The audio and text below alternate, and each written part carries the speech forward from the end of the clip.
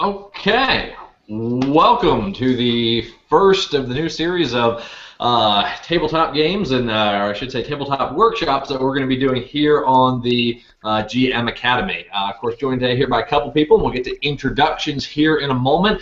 Today's topic is going to be on plot design basics, and we actually have a very, what I'm going to call a dense structure of what we're going to talk about today, so we're going to be moving pretty quickly. For those who are on live with us, at any point, if you got any questions, anything like that, jump in, ask me, talk to me. You know, a lot of feedback. We're going to be getting back and forth with the people who are sort of on here on the line, but if you noticed already, I kind of talk quick, so if you see something, you have a question, just stop me, and we'll sort of discuss more in detail.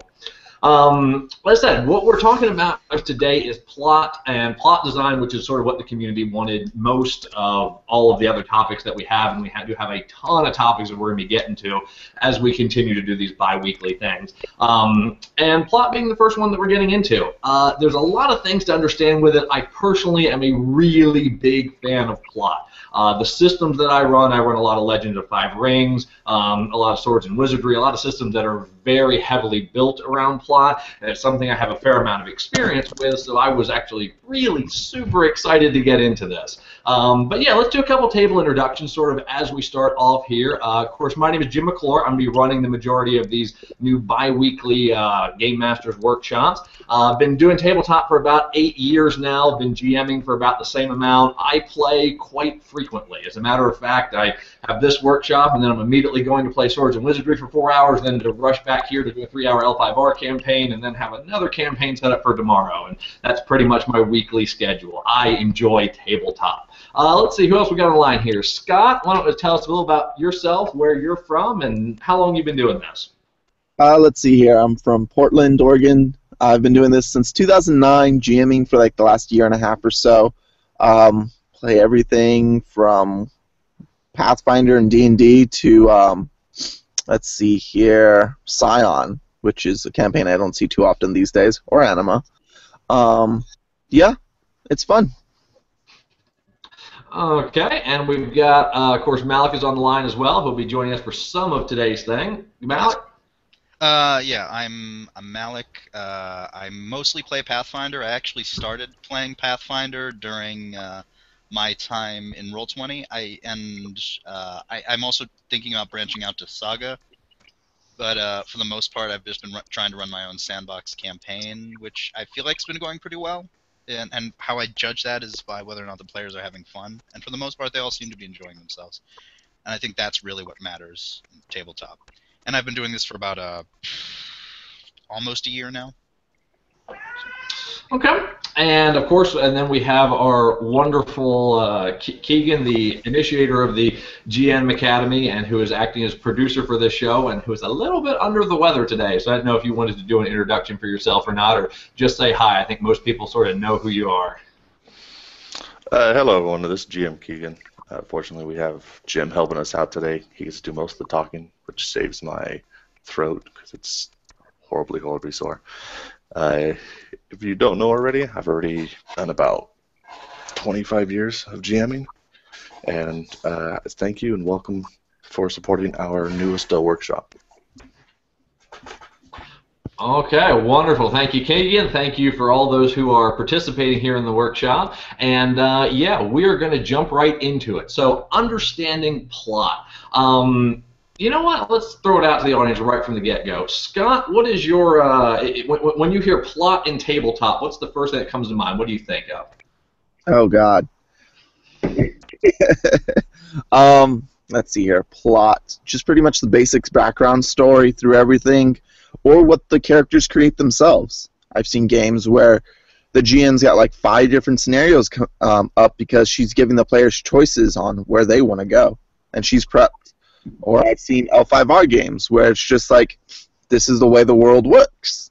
You have to follow that world, or this is going to happen. And things like that. Okay, good description. And let me also throw it over to Malik, who's on here with us. You said, of course, you've been doing it for about a year. You're starting to run your first campaign. What are the first things you're feeling as you're sort of getting your toes wet involved with plot and character engagement and everything like that? Well, and what sort of struggles are you running into that you find? Of course, everyone has different ones. Well, I find that my current understanding of plot is more of just a general narrative, like kind of like a main quest in like a story, like that leads to kind of a story of why the general game is happening. And there can also be several mini plots depending on how you go about getting to that final plot, and that's kind of the way I've been structuring it through my game, in the sense that I have a general narrative that I wish to eventually let the players come across, but whether or not they decide to do so, or whether or not they even bother with it, is their own prerogative, and really just how the game goes along in general. And some of the biggest problems I've personally had in adapting or working with plot is adapting it when players do something that I haven't expected. And say they're on a mission to do one thing, and then they want to go to a whole other area, and then I'm like, okay, let's do this. And really, it's not so much managing the plot as so much trying to let the players take the plot where they want it to go. And I feel like that's one of the bigger parts of dealing or managing a sandbox campaign. Yep, and we are going to get into so many of those wonderful points that you touched on. And I was going to say, in 8 years of GMing, I've never once had players change my plot on me. That has never happened before. But the couple things I want to understand, a lot of good stuff thrown out there, and we'll touch on pretty much everything you all just said. One of the key things to understand that I think a lot of people miss when we are discussing plot, and that is plot is a play style. It is not the only play style in tabletop. It is merely one play style that there is, and it focuses heavily on the narrative-based kind of fun. And we're going to talk a little bit about, of course, everyone's sort of familiar with Rule Zero, always have fun on tabletop. But what a lot of people don't realize or don't understand is which kind of fun are you referring to? Because guess what? There are 8 kinds of fun. Exactly 8, no more, no less, which is a wonderful topic for another day. But the kind of fun that we are focusing on is narrative-based fun, the enjoyment from narrative and building that into your tabletop story. But I do want to get out from the beginning, because as we go through this workshop, it's going to sound like I'm advocating, this is the way to play, and I just want to make sure it's clear we are advocating this is a way, if you want to have narrative-based fun within your campaign, a way to design plots that you can set up yourself. A lot of people, when they're getting into plots, sort of think that you have to be creative, you have to be good at it, you have to be whatever. You've got to be George R.R. Martin if you're going to make a good plot. The reality is you just need the tool set, and you just intuitively are doing 90% of the stuff I'm going to talk about already. You just probably don't realize it. So sort of when I was getting together this workshop, I wanted to was kind of tossing around a couple ways to talk about plot and how exactly we are going to discuss it, because there's so many different aspects. I got a syllabus that's longer than my 3-hour continuing education classes, but I wanted to break it down to something that's manageable that could actually give you all tools to use. And what we're going to do today really is we are going to go through the 8 steps of building a plot, where you can build a plot from beginning to end, just going one step at a time through the 8 steps. So, the first and foremost question is, what are these 8 steps, and what is this paint-by-number system to get plot? And here it is. Step 1, choose a metastructure. What is your dramatic situation? How long will the plot last? Establish the participants of the plot. What are the PCs trying to accomplish? Making the big set pieces, designing a finale, and future plot tie-ins. And we are literally going to walk 1 through 8 steps. Who has ever had an established system when they're setting up a plot that has sort of gone, I do this, and then I figure out this, and then I figure out this? Has anyone ever done plotting that way before? No, I kind of just put shit together. That's really what it boils down to. That's usually my general plot setup. But this makes a lot of sense, and I feel like I've actually managed to meet every single step in this plot through my own current plot. Wonderful. Sorry, go ahead, Scott. The funny thing about this is I'm designing a one-shot for a quick campaign for some people to see if they like my GMing skills. And I literally just went through the list, and I'm like, I did all of that. I didn't even know. Yep, exactly, and that's why I said at the beginning. A lot of people think there's this mystery, this creativity, this whatever you have to do, to be a plotist, if that's a word. But in fact, it is a set of tools, and you can make dramatic, engaging plots with zero creativity, as sacrilegious as that might sound to some people.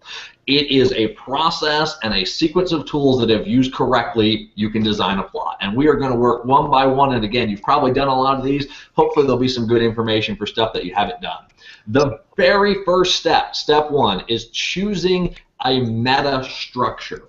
And what I mean by that is within tabletop roleplay, I break it down to there are 4 meta structures. You have your dungeon crawl, or what I call tabletop hard mode. You have a linear, which is sometimes referred to as railroading, but they are 2 distinct terms. You have mini sandbox and true sandbox. Now, the 4 sort of break down into your dungeon crawl, which I sort of put in with this hard mode, and that is the purpose of the game is to go in and see how far you can get and how much treasure you can get and how much your character can acquire essentially before death. And that is most of the basic concepts of what a traditional dungeon crawl is, or again, what I call hard mode. And the reason I set that aside different, and this is sort of a workshop in and of itself, but the dungeon crawl in a hard mode situation, the players are forced to think in a meta survival way, and it detracts from acting in character, which is inducive to plot.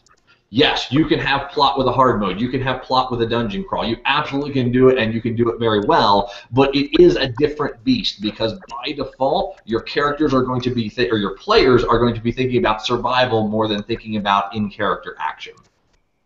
The second one is your linear plots, or your railroads, and this is a game where you as the DM set up, the PCs are going to do this, and then they're going to do this, and then this is going to happen, and this is going to happen. Railroading is forcing that to happen. Linear plot is allowing that to happen in one direction. And there's an important distinction that we will get to as well between those. The final 2 are your mini sandbox and what I call your true sandbox. A mini sandbox is something like the PCs are in a city, in a town, what have you. They're allowed to go around and sort of do what they want and interact, but they're to a degree cordoned off to this, portion of the world.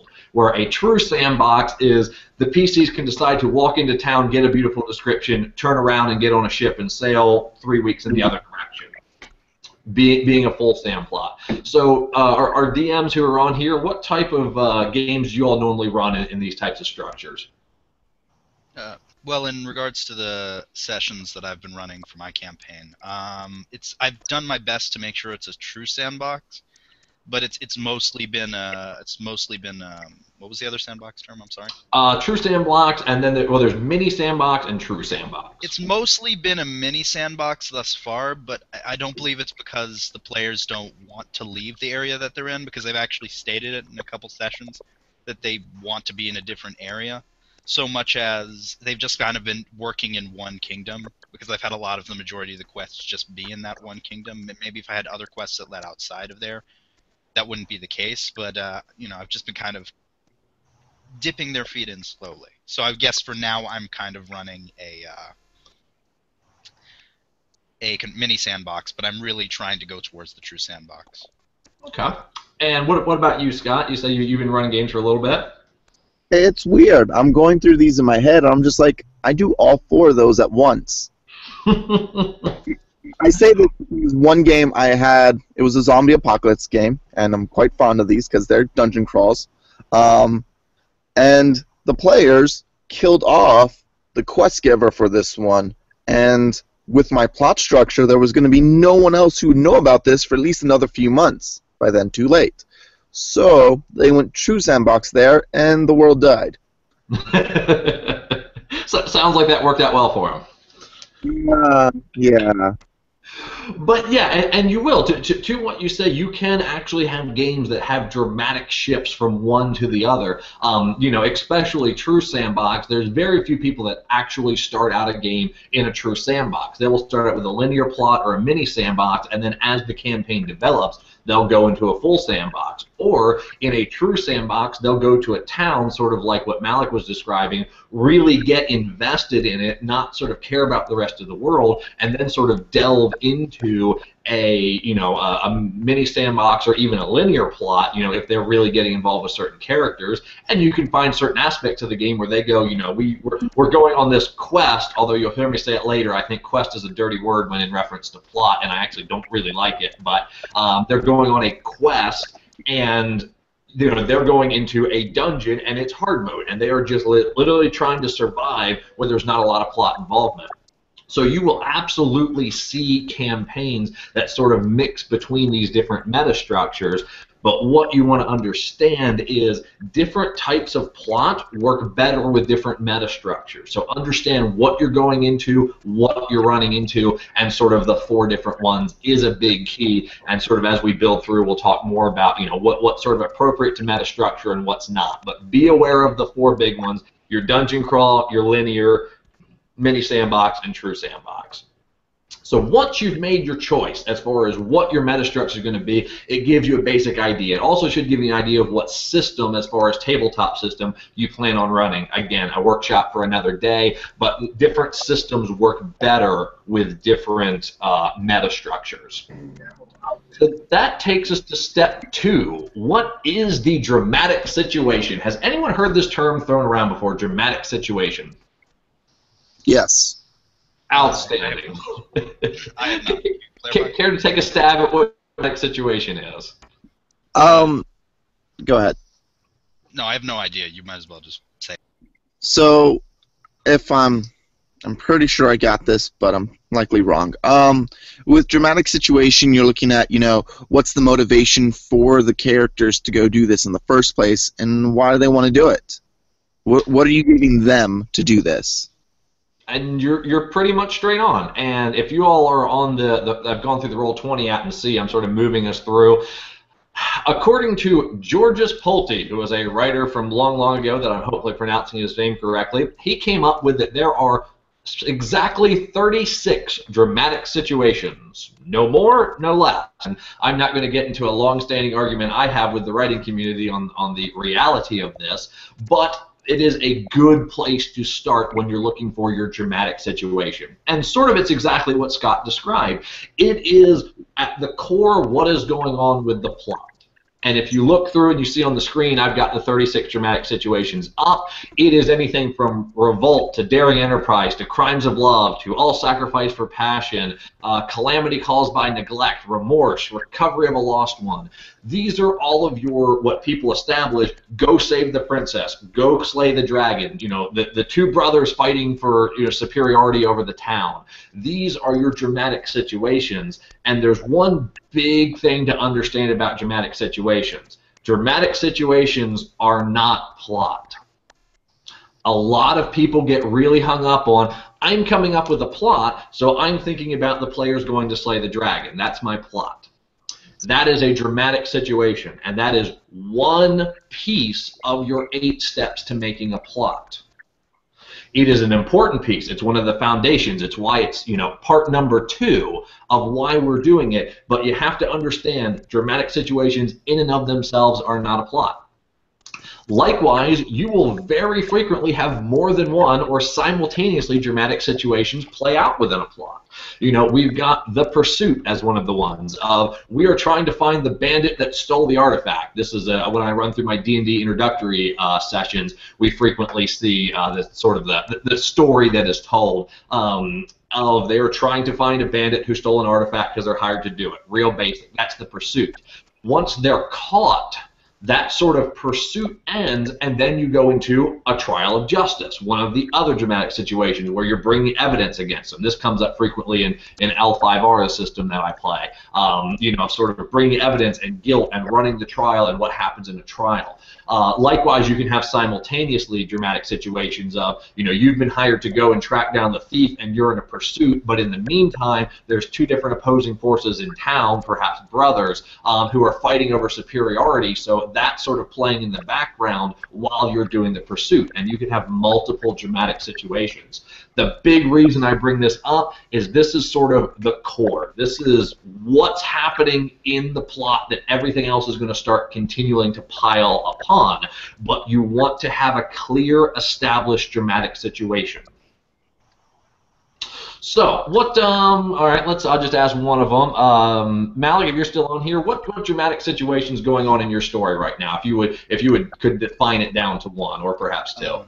Main story or current mini story that they're kind of just going. We'll say whatever was happening sort of in the last play session, whatever the PCs were engaged in. I know you do the sandbox, so there's probably various different things going on. All right. Well, one of the PCs was actually captured because he has a bounty on his head, and I'm not exactly. I only saw the dramatic situations for a second, so I'm not sure which one that is.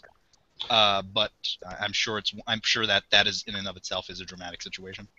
Well, yeah, exactly. It could be, a lot of the dramatic situation comes to what was the motivation behind it, and as far as what he's trying to do, whether it be abduction, whether it be disaster, whether it be, improper justice. There's a number of them, but that is exactly what you say. That's your dramatic situation.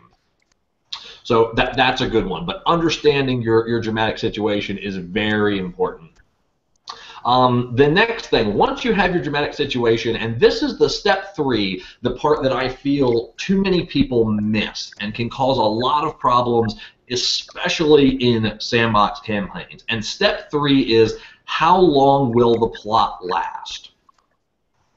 Most people, especially the sandbox people, but generally this is a problem I see frequently when I'm asked for, advice on, I was playing the game and my players just kind of petered out and, it just kind of ended. And the first question I ask them, how long was your story? And the general answer is, well, it was kind of open-ended to let them go as far as they want. Now, again, I said it at the beginning. There are different play styles. But when you are trying to establish a cohesive narrative, I hold that there needs to be story arcs which have beginning and which have end. Yes, they will change, they will diverge, they will go a whole bunch of different places, but you need to understand how long your plot should be, or else if you drag it on for eternity, you get player fatigue.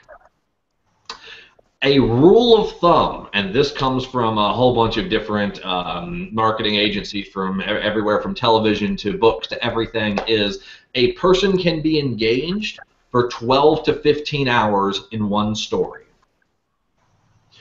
You see this seasons of television, 12 to 15 hours. How long it takes to read a novel, 12 to 15 hours. When we're running, multiple movie franchises, those get a little bit shorter, but if you got 2 hours and you run 4 of them, or the trilogy, which is a whole different plot structure, you're getting up close to that. For tabletop, I personally like to expand it a little bit just because things happen a little slower in tabletop, and I always try to strive for 15 to 20 hours for a plot of table time. So where I run 4-hour play sessions, 4 to 5 play sessions is my plot. Now, again, this is not a 100% rule. This is advice from someone who's been running 4 to 5 play session story arcs for one campaign for 3 years. And everyone's built on the next one, and every time we get to the table and play, it's been fantastic. And I've used this exact model for my 3-year running L5R campaign for every single play session we've done in 3 years. I absolutely love it. Again, not everyone's going to agree with 15 to 20 hours. So let me ask Scott. You said, of course, you've run some game. Have you ever considered the sort of the time frame of how long it'll last? No, not really. No, I've had games. I've seen player or GMs, start a game, stop later, and then start it up again. Maybe time has passed, maybe time hasn't, and that's always confused me how they've planned those times, how they plan the timeline on that. So I've never really done that before. Okay. Yeah, and it's something that I said I'm a big proponent of, but there are no established you have to do this in plot. One of the big end of the year finale for the first year when I did this L5R campaign was a 12-session plot arc. It was almost 3 times as long as other plot arcs, and it was fantastic. But it was established from the beginning. The 15 to 20 hours for tabletop, or the 12 to 15 hours for traditional media, is sort of what the industry have gotten to and established, and they like. Because we've learned through psychological research how long people will remain invested in a story, and that is one thing to always consider when you're making your plots. Will they stay invested? Because you can only keep raising the stakes so much. So it's one thing that I really, really hammer hard on. After quick little, we have a new guest that just joined us. Certainly. The question, Kenneth. I also have a question, by the way. By all means. If you're able to turn your mic on, Kenneth, I don't think we can hear you quite yet. While he's getting that worked out, Malik, you have a question? Yeah, actually, I was wondering, I personally don't want to extend my campaign past around level 10. Does that technically count as a time limit, per se, for like the overall story? And I just missed a little bit there. You said you don't want to extend it past what? A certain level for the characters. Would that technically count as a time limit on the story? It can, but depending on how high of a level, you run the risk of going too far. You want, and we'll sort of get towards the end of this when we get into finale, you want to give the players a regular sense of completion, finale, and achievement. And if they never get that completion, finale, and achievement, or only get it every year, every 30 play sessions or whatever, then you really run the risk of player fatigue and really run the risk of losing players through a campaign because they never get that sort of reward. Yeah, their characters level up. Yeah, they get more power. Stuff happens. But if you're not establishing good finale, they're not getting that satisfying payoff that just keeps them coming to the table the next time. So you can stretch out those time frames, but if you go too far, you really risk running that player fatigue. All right. Thank you. And again, I will say it over and over again. This is my advice from a guy who runs it. Again, I've ran 12-session story arcs, and it's worked. So it doesn't have to be this way. I'm just trying to give as much advice as I can of stuff that I've seen work and not work. Did we get Kenneth up and working yet, or? Kenneth, is your mic on yet? Are we still working through those technical difficulties? All right, I guess he's still working. So we're going to go to step 4. So we've figured out our meta structure. We figured out what our dramatic situation is, and we figured out how long the plot's going to last. So now we have to do step 4, which is establish the participants of the plot. And I have another wonderful little flowchart that has such awesome drawings to it. You see that? Look at that. That's high class right there. This is establishing the participants of the plot, and we are working with the magic rule of 7, another one of these wonderful little rules that we do within the world of marketing and everything and understanding characters, and that is in a basic plot structure, there should be 7 forces. 2 different forces of good guys, 2 different forces of bad guys, 2 neutral forces, and the wild card. Everyone loves the wild card. Now let me sort of explain what this is, because it's kind of a little bit daunting from the beginning and to see how it all works. A force can be one person, a force can be a group of people that act very similarly. So a king and his royal guard, or all of the town guard, that only act directly off his orders, is one force. But yet the king that has a lot of power and everyone listens to him, but has a second in command that is just as evil but acts with his own motivations, could be your bad guy's number 2. Now, I sort of hate the good guys, bad guys thing, and that's why in the Roll20 here I've got them in quotation marks, because it should be more protagonist, antagonist. what are our people trying to accomplish and who is standing in their way. And there should be direct conflict between the two. So your player groups can actually take up just one of these categories or multiple of these categories. So maybe both of your good guy groups are taken up by your PCs. Maybe one of the good guys and one of the neutral forces is. Maybe you're playing an evil campaign and yours are the bad guys and they're the good guys. The big thing to understand, and again, this is as basic level of a plot, and this is the #1 thing that you are going to work around and change sort of within your campaign, but the basic strategy is the forces of good guys like each other and work together, but Force 1 and Force 2 have slightly different motives. Good guys 1 and 2 are directly opposed to bad guys 1 and 2, and they work the exact same way of bad guy 1 does not like good guys 1 and 2, just like bad guys 2 doesn't, but the two of them have slightly different motivations. From there, you have the neutral forces, and if you look at my expertly drawn arrows here on the screen, you will see that force only goes one way. Neutral forces are what the good guys and the bad guys try to get on their side because they're not invested directly in the plot to give them leverage on the other force. Now that's a whole lot of information to explain group dynamics, but it is really, really a key to it. And to kind of give you like an example, I said I run these beginning sessions of D&D for new players, and when the PCs come into the town, they're sort of good guys 1 and good guys 2. They fill both of those roles. They're working together and you know, going in to go do a mission. And once they get into town, they start to find out that, you know, their mission is to go capture the thief Tazul, and that's bad guy #1. Tazul is doing something, you know, in the town that's evil. Bad guy #2, we don't know who it is yet. You know, they're going to sort of find out throughout the plot of who the other villain is. But as they start exploring the town, they find out that there is a merchant leader and a captain of the guard, because if we can't get stock characters, why not? And these are neutral forces because they each have their own thing going on. The captain of the guard is worried about keeping the town in order from all of the recent bandit and goblet raids, but he doesn't exactly like the good guys because they were hired in from the king to sort of do the mission he couldn't do. Not directly opposed, but is not going to help them. Likewise, the merchant has no interest in any of this other than returning the land back to being most profitable to him. So these are forces that either side can manipulate to try and help them, but they're not directly invested in the plot where the good guys and bad guys are. Finally, you have the wild card. And within the wild card, it is a little bit of a different sort of structure in it.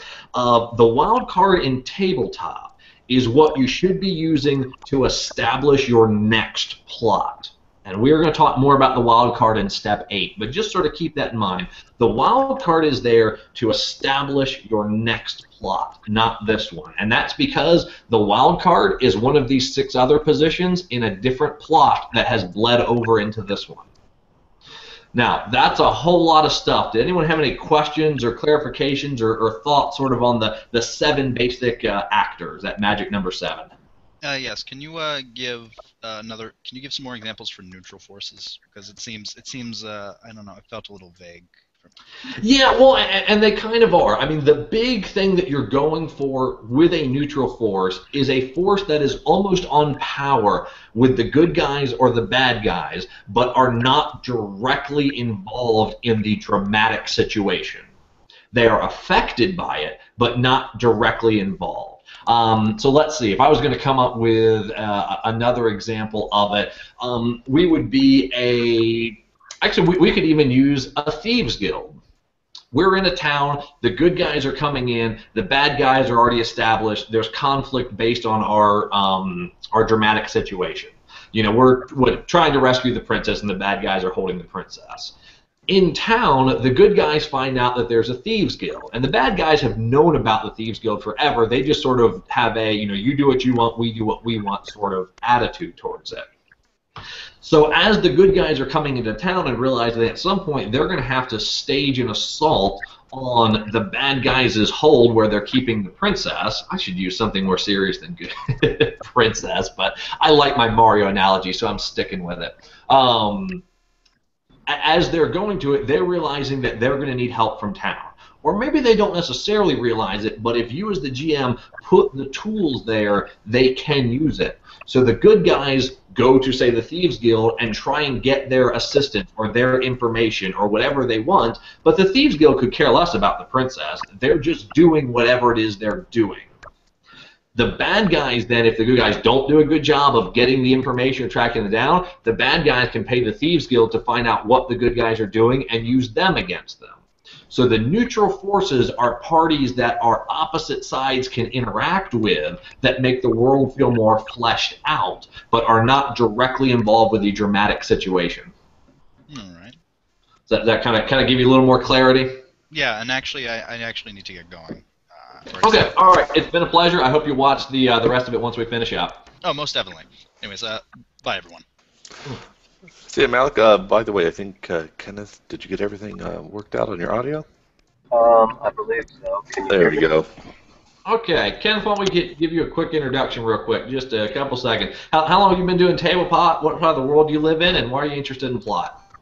I've been playing since, oh wow, since I was like, I don't know, 5, really young. What kind of world do I live in? Not sure how to understand that question. Why I'm interested in plot, well, I find that a story helps a game along. It doesn't necessarily, write the adventure because, the players usually, you write a story and the players just, do things you don't expect. But a plot at least gives a skeleton, so you at least, everybody, the GM at least knows which way the direction he would like the game to go in, so that the players can do their thing, but without not completely derailing everything. And a good plot is like a good skeleton. It helps overall the game experience for people. And I mean, like your example of 7 key players. That certainly helps. It establishes who the players are, who the antagonists are, who are the other actors in the at least in the game world at the moment. So like if I was playing a fantasy setting and my characters were like, all right, so who do we know that we can get assistance from? Thieves Guild, Town Guard, I don't know, Merchant Guild, people like that. So I could look to I could look to that as my NPCs and be like, all right, who's a good neutral force? Right, wonderful. I mean, good insight. I'm glad you're getting something. Of course, I know you sort of missed the beginning, but sort of the running theme I've been saying throughout the whole workshop is, of course, remember that plot is nothing but a play style. And of course, Kenneth, you said this during your thing. I just wanted to hammer it a little further in. It's not the play style. It's not, if you're not doing it, you're doing it wrong. It is a play style, and what we're trying to work on, of course, is to keep getting that play style as good as we can. Now I'm going to keep jumping back into it because we are a little bit behind, and I'm just going to try and stay on my own little schedule here. But one of the other things within the establishing, establishing the participants of the plot, this force of 7, is you want to have NPC to NPC interaction.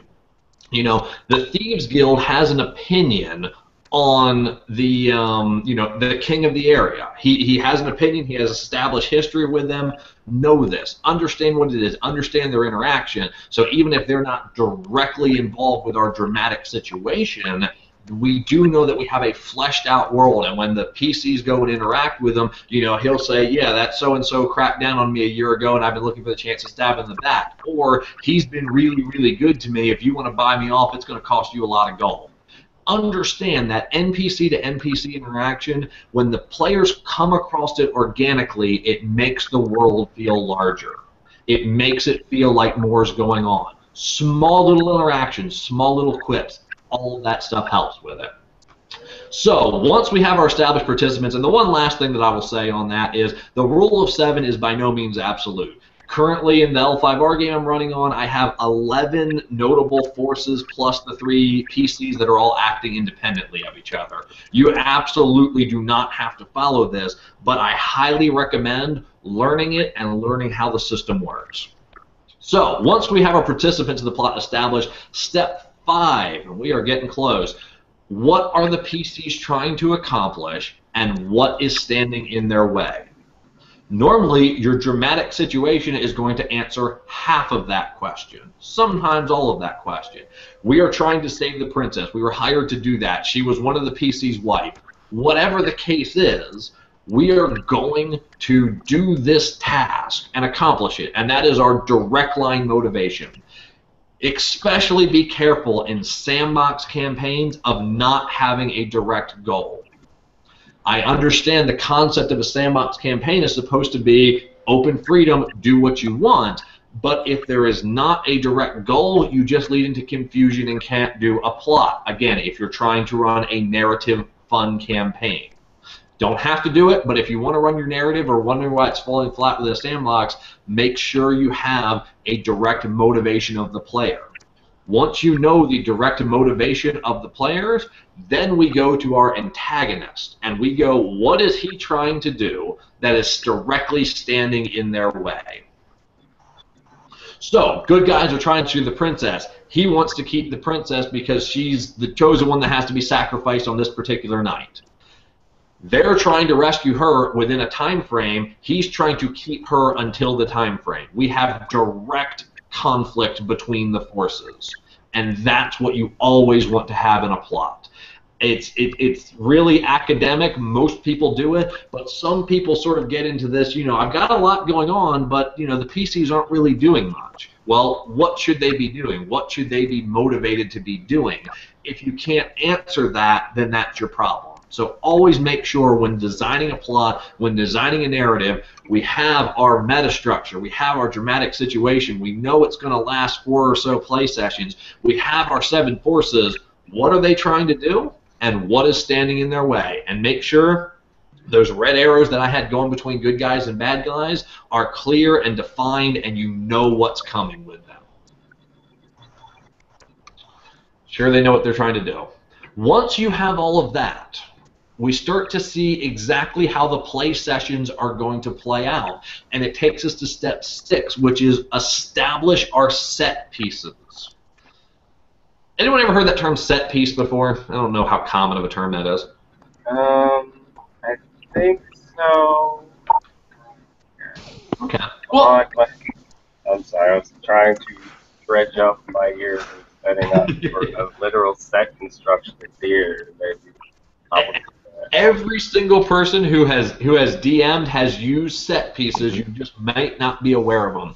Set pieces are the big events that happen in the story. When you're going to rescue the princess and the first time you break into the dungeon and the Minotaur is there and he chases you through the dungeon, your set piece is that dungeon scene. The goblins attack you on the bridge and you're surrounded on both sides and it's a fight to the death. The whatever you have are your set pieces. To understand your set pieces, you need to understand, and at this point, sort of within the story, the 3-act structure, or the 4-act structure as it should be, again, because I have issues with the literary world. The basic 3-act structure is Act 1, the beginning and setup. You get into town, you learn what's going on, you start meeting the 7 different participants of the plot, you understand the dramatic situation. Step 2 is the furthering of intensity, and this should be broken down into 2 different steps, and that is the players getting everything that they want, and then the villains getting everything that they want. So in step 2, the players get into town, okay, there's bandits coming in, they kick the bandits' ass, they destroy them, they find out where the king is, they knock on his gates, they're going in and they're going to take care of it, and then you hit the second part of Act 2, or as I would call it, Act 3, when the villain comes back. He's hired the Thieves Guild. They attack, they kidnap, or they capture the PCs. They run them out of town. Everything goes wrong for the PCs. Then you get to Act 4, which is your finale, and that's where everything that's happened before ties together into a plot and into the biggest set piece that you have, the Helm's Deep battle, the whatever plot structure you want to use on it, and that's when it all ties together and has the finale. And that is your basic 3-act structure, or again, 4-act structure as I like to call it. So when you look at your plot and your dramatic situation, and we have rescuing a princess, we have all of our players on the table, we know how long it's going to last, we have direct conflict established, we go, how is this going to play out?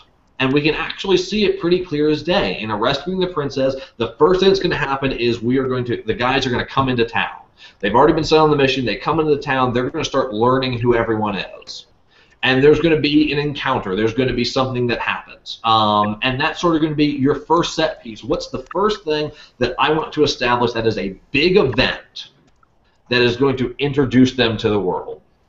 So that might be a battle between the Thieves Guild and the Guards to establish, Bad Guys 2 and Neutral Force 1. There's going to be something that happens there that establishes it. From there, you get into Act 2. The good guys start to win. The good guys are now going to start directly engaging in this conflict that they have between the good guys and the bad guys, and they're going to win.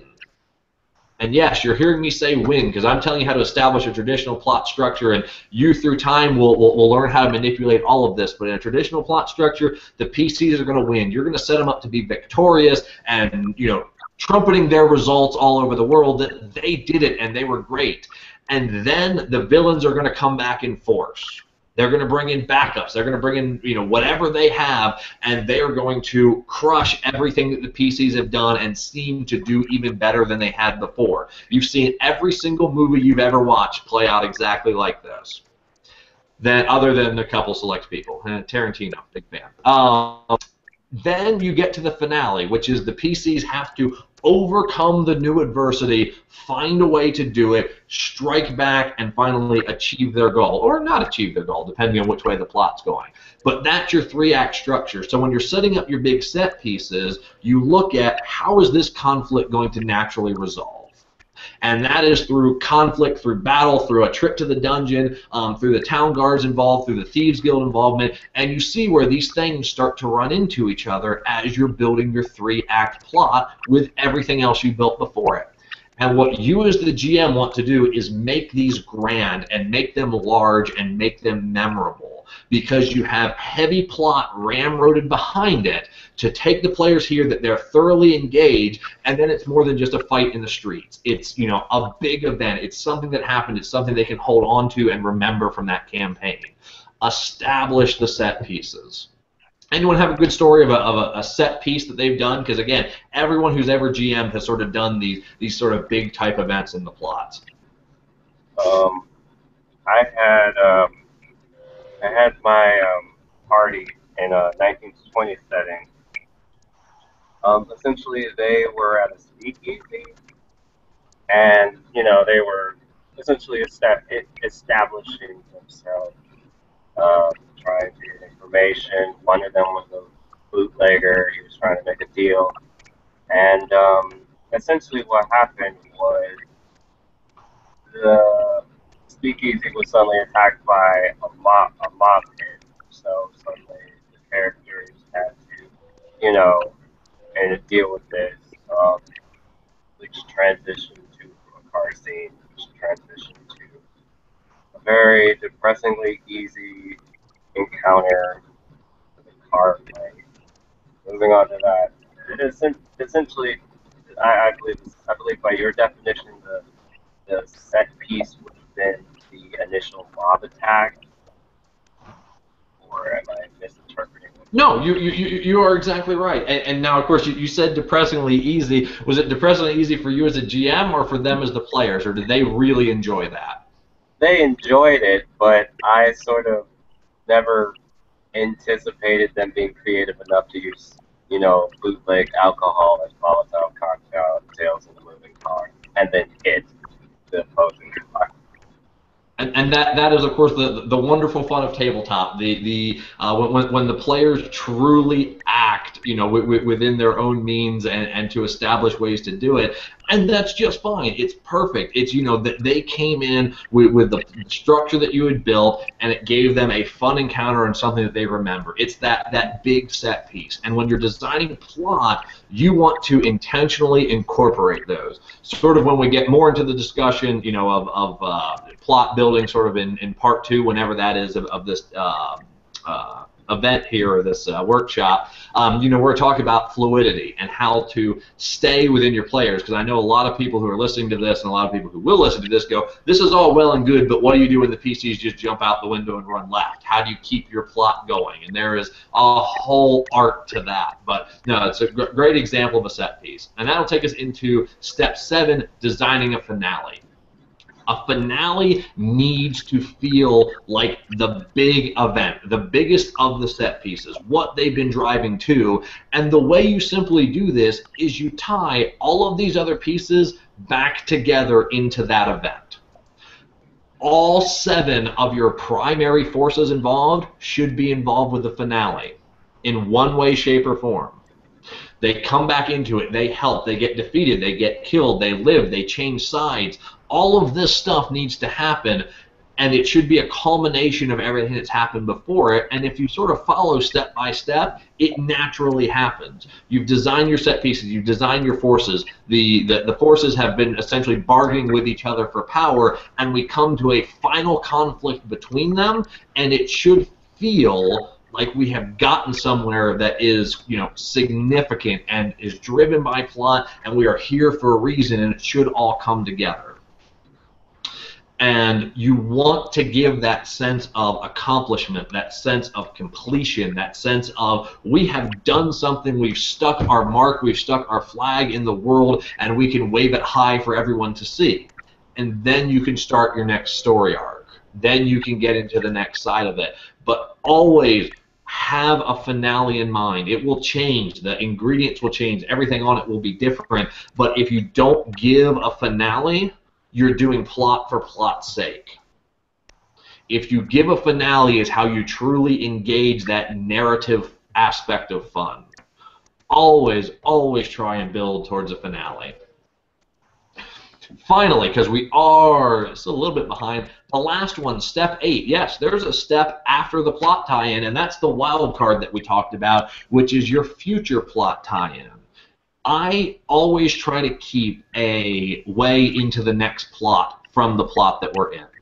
And how I do this is through the use of the 7th power of the wild card. And this is somebody or an organization or a symbol that doesn't seem to fit in with everyone else.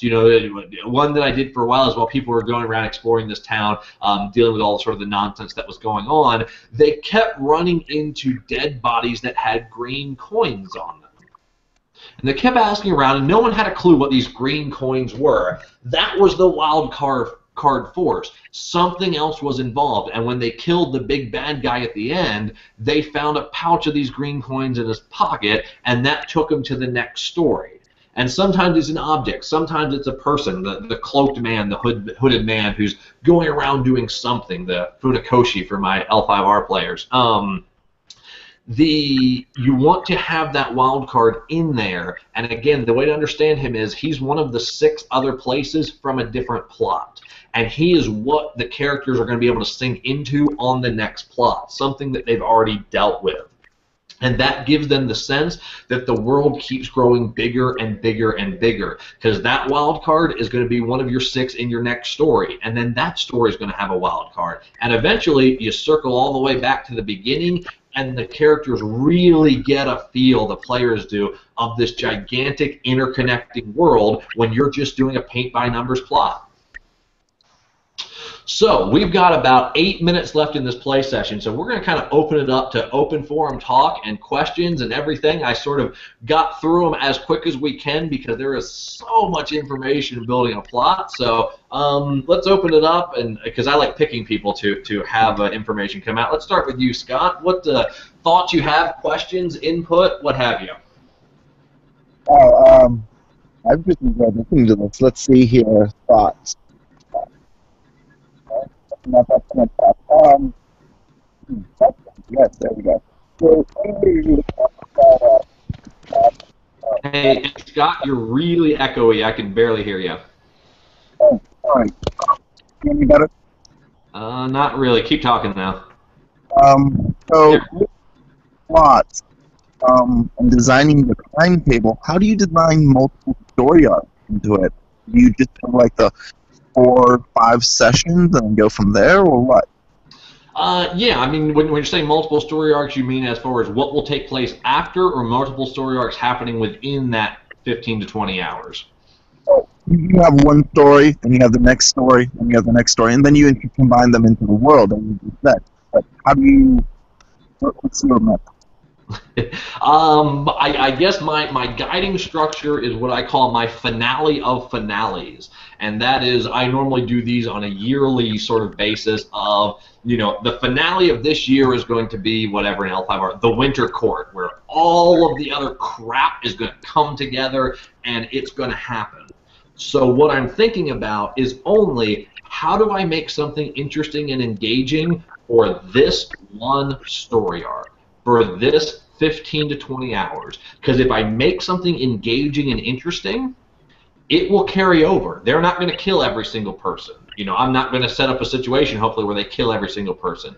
They're going to move from that wild card to the next one, and it's going to build up. And there's going to be 1 or 2 interesting characters that survive from that. And then there's going to be another. And by the time we get to the finale of finales, it has built itself off of the remaining characters from all of these other story arcs, which then, guess what, fit into our 7 powers chart. And that's actually how I continually build from one narrative to another, doing small narrative plots. Because it's amazing once you actually get in and do it, and you start seeing how characters tie in. Of you go, oh yeah, that guy from that guy story and that guy from that story, they were acting together the whole time. I hadn't planned it, I haven't thought of it, but when I start looking at what they're doing and their different plots and everything like this, it would be perfect. We put them up, we give them a tag team match and send them against the PCs in the finale of finales or whatever the case is. And you don't have to be that intentional of, I'm going to ultimately get here. You can just do a from plot to plot and get inspiration as it comes, because as long as they are engaged with these individual stories, you're going to have plenty of material. Let's get a question or a comment there from Kenneth. Well, when you talk about set pieces and the finale set piece, that kind of rung well with me because I always consider if my players can look back and go like, oh, remember that time you blew up that car with the Molotov cocktail? That's a pretty good. I consider that anytime they can bring up, scenarios in a past session as a GM's job well done. And your finale set piece. I mean, I've always had a bit of trouble with that. I mean, I've been in sessions where they've been awesome, like one session where we as the players literally had to cause the volcano to erupt on top of the Lovecraftian old one, which was kind of really over the top. But I think, some GMs want to do that over the top, but then they it's always the setup to sort of, you reach too far high without realizing that it may be difficult to get that accomplished. And I mean, is there I know that GMs should go well, this is what we do, but I'm wondering if there's a suggestion you have, I know your characters are only level 5, but instead of, having them, outrun an avalanche, maybe they should, some sort of idea of what a GM should work on when building finale set pieces. Yeah, fantastic question. Within the finale set piece, what I believe is your ultimate goal is to go for 100% player immersion in character. And here's what I mean by that, because sort of what you bring up, there can be a problem of GM's going, I don't think my finale is epic enough, so I try and throw everything I can in there. All of a sudden everything's going down and, like you say, a volcano erupts or whatever happens. And those can be fine. There's nothing per se wrong with them, but you take the stakes to a level that is then hard to match again. What you really want out of a finale is engagement and thread tie-in from every single thing that happened earlier in the plot. And the example I give, my first big finales in my L5R campaign, and I reference L5R a lot because it's a real heavy narrative-focused game as it is. The first finale was the Winter Court, and it ended with a massive proclamation. The Emperor committed seppuku, ritual suicide, and died. The whole place went into turmoil. It was a great finale. I really liked it. Players really enjoyed it. Celestial Dragon came down. It was awesome. But the next finale was the PCs one-on-one against a Kenku in the woods with nothing around them, and it was more emotional and more impactful than the big set piece of every big person in the Empire hanging around them. And it's because they were better invested in the character and in the story because I had done a better job of setting up the plot. So a set piece, what I really want is to get an emotional reaction and a character investment from the players. And however the best way to achieve that, which there isn't per se necessarily a direct answer to that, but what you have is you kind of have to feel out your players, and you kind of have to give your players structure, and then see what they're doing and what they're not doing and who they're engaging with, and tie everything back together. Because when you create the 7 forces in your dramatic situation in a whole world, and then they can legitimately tie back in together to one true moment of conflict, that is something your players will remember forever. So I hope maybe that gives you kind of an answer there. And I think we are just about out of time on That's Our Hour, so that is actually going to conclude our first workshop here on basics of building a plot. I do want to say there will be a second workshop, not necessarily directly following this. We'll see what everyone has to say, but it's going to focus more on tips and tricks and things to look for and work on in plot. Some of the stuff we're going to talk about is what I call that pesky beginning, getting them engaged from the beginning, fluidity and adapting to players and play styles in the plot, moving the story forward, sort of do's and don'ts of plot, working with specific types of plot, linear plot, sandbox plot, all of that kind of stuff. So the second one of these will then sort of take our basic structure of 8 steps and then go, here's a whole bunch of different advice of, things to work on, things to look out for, ways you can, do this and ways you can do that. And so I hope it'll be a good involved one. So I think at this point we're going to conclude this first workshop. I hope everyone enjoyed it. For sort of after the workshop, I'll stick on if we want to talk just a little bit further. But yeah, it's been a lot of fun, and I hope you all enjoyed it. Yeah, I enjoyed it. I had fun. Hopefully it was informative. I'm happy I had fun. Thank you for hosting it, and appreciate all of our participants, and we'll catch you next time on the GM Workshop.